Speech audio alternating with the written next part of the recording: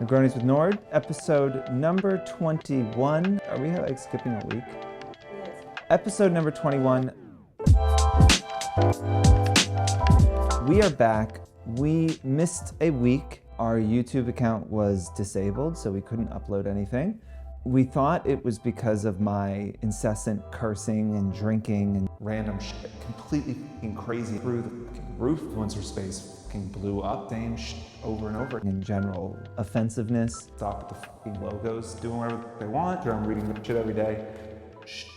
But turns out it wasn't about that at all, but just that the account was still connected to Tim's email address, so we had to log in as Tim. So, problem solved, we are back, but another good reminder of why you should have a multi-platform approach. You know, who knows if America will ban TikTok one day? It's definitely possible. Who knows what will happen to Instagram in a few years? Always a good reminder to hedge your bets, spread your following out across a number of platforms if possible. Danye talked about this at more length. We can link to an episode where she specifically talked about. Now, this will be a short episode this week. We are mostly announcing a new initiative that we have rolling out, well, today as I'm filming, but not today as you're watching this video.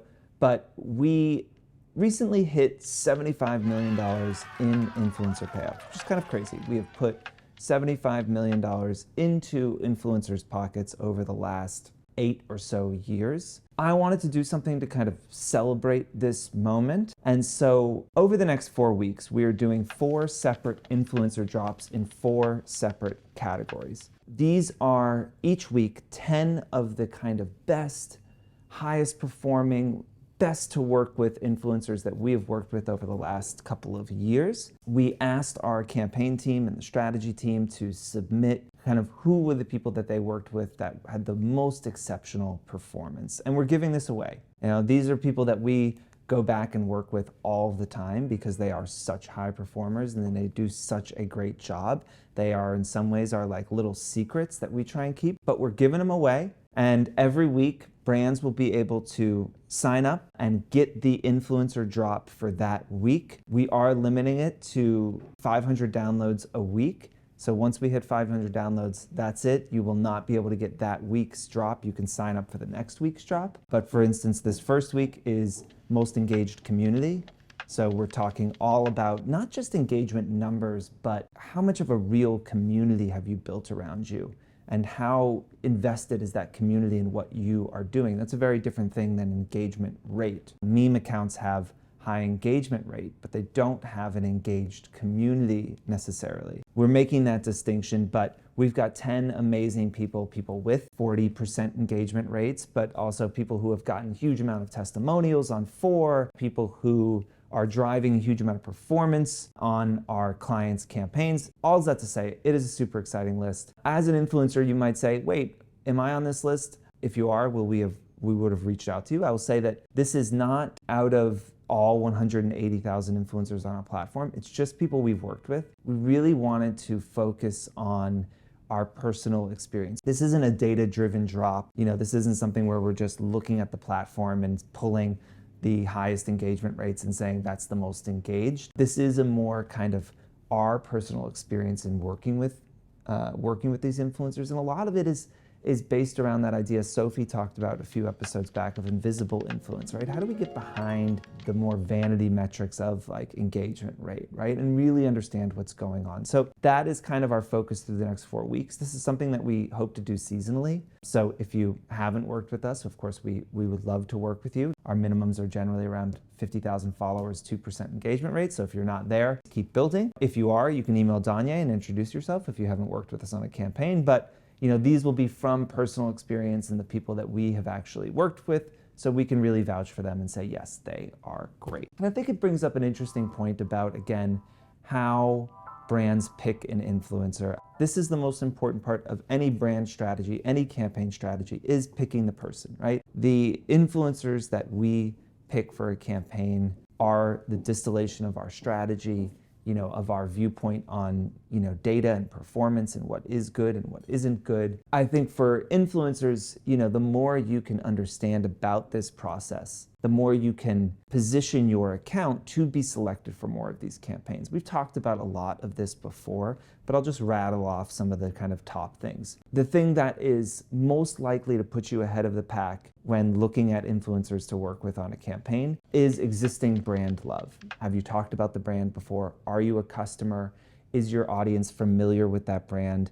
That is something every client loves to see. When we recommend people, we always pull out posts that they have already done for the brand and certainly call out if they are a long-time committed customer of the brand. So that is huge. Outside of existing brand love, it gets a little complex, right? Because we have campaign-specific attributes that we are looking for, right? When we look for the right influencer, we're looking for a specific strategy that we built, for specific KPIs that the brand is trying to achieve, for the specific product that they are launching, and for a specific budget that they have, right? You can't, as an influencer, predict those factors, right? So you can't know necessarily exactly what KPIs a brand is going to be going after. What you can understand is what KPIs and goals do you as an influencer make sense for, right? If you're a converter and you're somebody that can drive sales and has a community that shops off of your Instagram, then you know that when brands are looking for sales converters, that you're a great option, right? If you're an incredible creative and you create this incredible content, you know that when brands are looking for great content for things that they can reuse for ads, that they're going to be looking towards you. So everybody has, probably a thing that they are best at. It's really important for you to be able to answer, what is the thing that I am best at? What is the thing that I am better at than most people? The better understanding you can have of your strengths, the more you can do to show those things off, the more you can do to highlight those things. Again, I think that too many people spend their time trying to fix their flaws or fill in gaps where they feel they're not stronger, rather than just focusing on what they're really good at.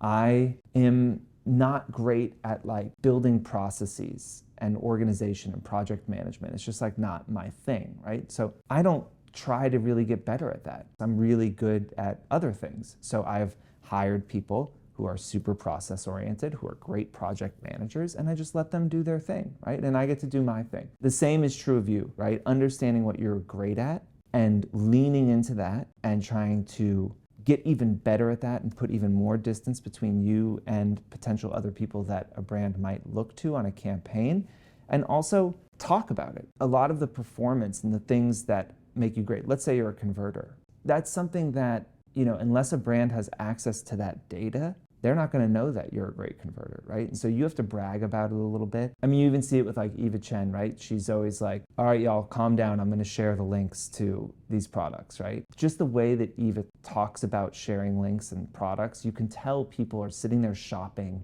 her stories. So share that stuff. Share DMs of people that said that they bought something because you recommended it. You need to be able to understand that your Instagram, TikTok is, yes, very much a place for you to provide value to your community and to the people who follow you, but it's also your marketing page and your homepage, right? And so you need to make sure that when a brand lands there, they can get an understanding of what makes you great, why work with you. And you need to be talking about that consistently and be really, explicit about it. Because if you're not being explicit about it, then a brand would potentially have to be following you for months and be a part of that community to understand what makes it so powerful. But you need people who are not a part of your community, who don't follow you, to be able to see what you're doing without access to data like they would get on Fohr, understand why they should work with you. Ask yourself that question. Do you think a brand that lands on your page could understand really quickly why they should work with you versus another person? If not, then I think that you should think about what you can do to change that answer, to make it a yes. I mean, I'd love to hear suggestions on what y'all think you can do, if you do have any tips on how you do this, but think about that as both of those things, a place for your community and your marketing site. All right, once again, As always, like, subscribe, and ask us questions, right? We can always use more questions, but also if you're a brand, make sure we'll put the link for the influencer drop in here. Make sure you sign up. Again, I think these are gonna fill up pretty quickly. So it could be difficult to get into the drop, so make sure you're paying attention, but it's gonna be every Monday for the next 3 weeks rather. So thank you so much. We will see you next week. We'll be back to normal scheduling, and cheers.